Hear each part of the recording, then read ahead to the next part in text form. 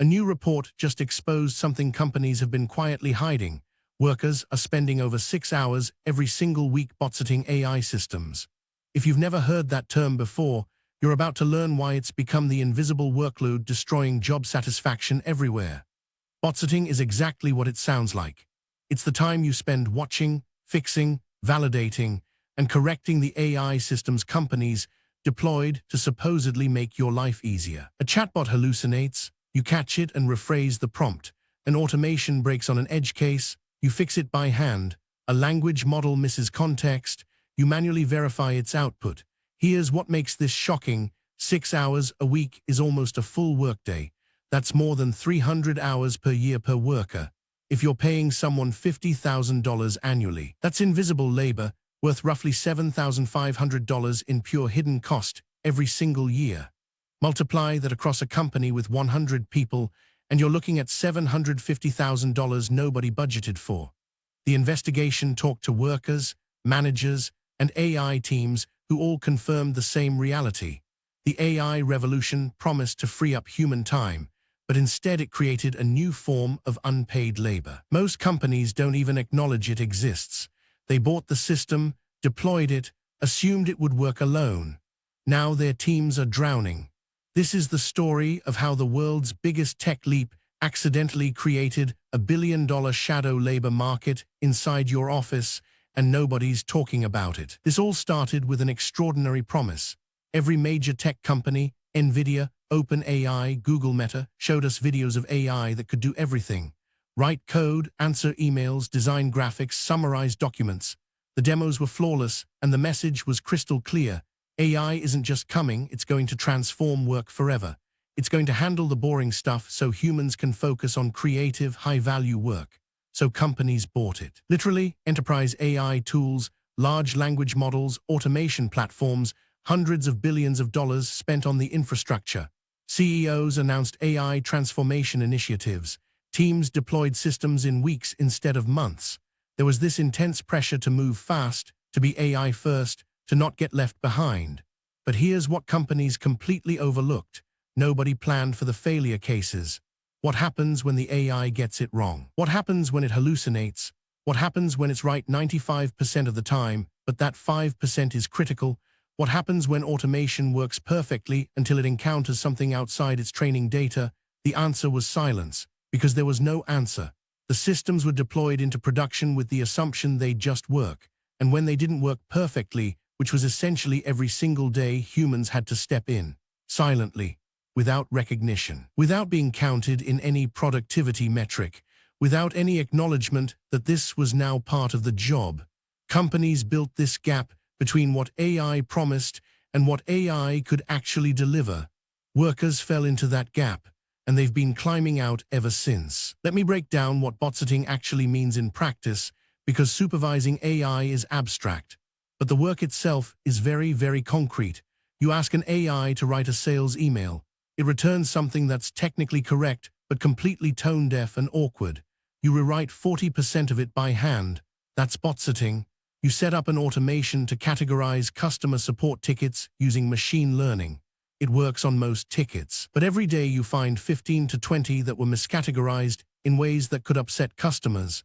You have to manually review and recategorize them. That's botsitting. You ask an AI to summarize a complicated legal document. It gets 90% of the facts right, but misses a nuance that actually matters. You have to read the original anyway and double-check everything the AI produced. So you didn't really save time, you created extra work on top of your normal job. That's botsitting. You deploy code that was generated by an AI assistant. It compiles, it runs, but it has edge cases the model never thought about. You spend hours debugging and rewriting sections. That's botsitting. And here's the thing that really matters: none of this time gets counted. It doesn't appear on a timesheet as AI supervision. It doesn't get budgeted into project timelines. It's just absorbed into your day, on top of everything else you were already supposed to be doing. Companies got the productivity wins from deploying AI, but workers got the invisible overhead.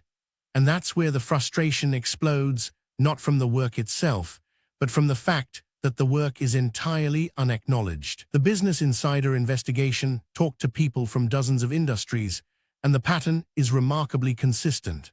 One account manager at a tech company said she spends 2 to 3 hours every single day reviewing AI-generated email drafts before sending them. That's 25 to 40% of her workday validating outputs from a tool that was supposed to save her time.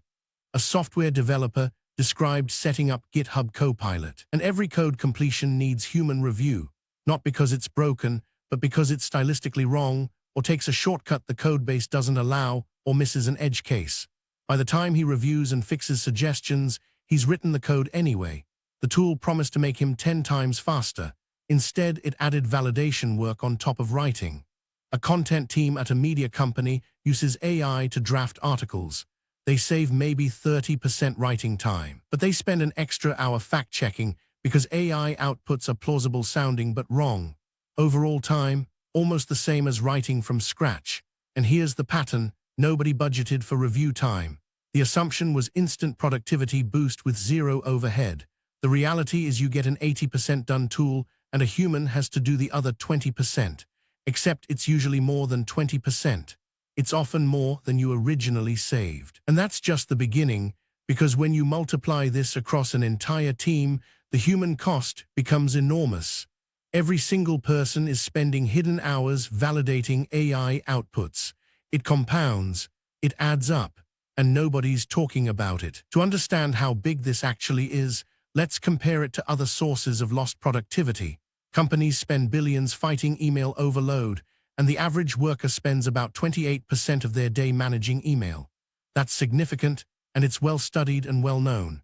But botsitting isn't email overload, it's in addition to email overload. It's a new category of work that just appeared. Meetings are notorious for eating workday time. The average knowledge worker spends about 23 hours a week in meetings according to some studies. Botsitting at 6 hours a week is nearly a quarter of your meeting load. Except with meetings, at least you know that's happening and you can push back. With botsitting, there's no calendar invite, no acknowledgement that it's work. You just slip into it during your normal tasks. Context switching is another big one. When you jump between projects, you lose focus time and cognitive resources. That's a well-documented productivity killer. But AI botsitting isn't context switching from your work. It's inline validation work embedded in your actual tasks. You're writing an email and you also have to fix an email. You're coding and you also have to validate code. The mental load is higher because you're doing 2 jobs simultaneously instead of 1 job that's interrupted. But here's what really matters. Those other productivity drains are at least recognized and discussed. Companies try to fix email overload. They complain about meetings. They've heard of context switching. Nobody's talking about botsitting. And that silence is the biggest problem of all. So what does 6 hours a week of botsitting actually do to workers over time? The clearest impact is burnout. When you think your job should be X and you're doing X plus 6 hours of AI supervision every week, there's constant cognitive dissonance. You feel like you're falling behind. You feel like you're not good at your job. You feel like everyone else manages this better. But they are not. They are suffering silently too. Workers describe it as death by 1,000 cuts. The invisible overhead adds up until you hit a wall. You're more exhausted than you should be. You're less productive than you think. You're frustrated with tools that were supposed to help. For companies, the implications are serious. They bought a $100 million AI platform expecting massive productivity gains. They got some boost, maybe 15 to 20%, but they inherited an invisible tax of 6 hours per worker per week. At scale, that's more money spent on validation than they budgeted for AI. There's also a retention issue. Workers don't quit because of one frustration. They quit because 1,000 frustrations accumulate. Botsitting is one of those. Combined with email overload, meetings, and office chaos, it tips people into burnout. Replacing a burned-out employee costs 50 to 200% of their salary. What started as a cost-cutting measure becomes cost-inflating because nobody planned for the human validation layer. Companies are literally paying to break their own productivity, and workers are paying with their mental health. So how do you actually solve this? There are 3 levers. First, companies need to design for human-in-the-loop from day one. If you're deploying AI that requires validation, plan for it. Budget validation time. Make it explicit in project timelines instead of hiding it as a cost workers absorb for free. You might not eliminate botsitting, but you can prevent it from being invisible. Second, invest in better validation tools. If humans review AI outputs, give them interfaces that make validation fast. A worker who validates an AI email in 15 seconds instead of 5 minutes saves enormous time. Better UI for human-in-the-loop isn't flashy, but it pays dividends across thousands of workers. Third, sometimes you shouldn't deploy AI at all if it's not reliable enough. The pressure to use new technology is powerful, but a tool that creates more work than it saves is worse than nothing. Be honest about where AI adds value versus where it just changes labor. For workers, the answer is simpler but harder. Speak up. Document how much time you're spending on validation. Show your manager. Make it visible. Right now, botsitting is invisible, so nobody treats it as a real problem. Once visible, it becomes something that must be addressed. The companies that deploy AI without creating invisible labor burden are going to win at retention and productivity. They'll actually get the AI revolution they paid for. Here's what this story tells us about the AI revolution. It's not going the way anyone expected. The narrative was that AI would free humans from drudgery, we'd focus on creativity while machines handled repetitive work. Some of that is happening. But there's a second narrative underneath. AI is creating new forms of invisible, unacknowledged, uncompensated work. Botsitting is the first version of this. Workers spending 6 hours a week validating a tool they didn't ask for that supposedly would save them time. It's happening at scale across the global workforce. Hundreds of millions of hours per year spent on invisible labor that nobody's measuring. Here's the important part. This is solvable. It doesn't require new technology. It requires honesty. Companies need to acknowledge AI requires human validation. Workers need to document what they're actually spending time on. Managers need to redesign workflows around reality instead of promises. The future of work isn't AI replacing humans. We know that's not happening. The future is humans and AI together. But that partnership only works if we are honest about what it costs and who pays. Right now, workers are paying. Silently. The longer we ignore it, the longer we'll see burnout spike at companies that thought AI was the answer to everything. The question isn't whether AI can do what we ask. The question is whether we'll acknowledge and plan for the invisible work AI creates. That's where the real revolution happens. Follow for daily AI news, because the truth about what's actually happening with AI is way more interesting than the hype.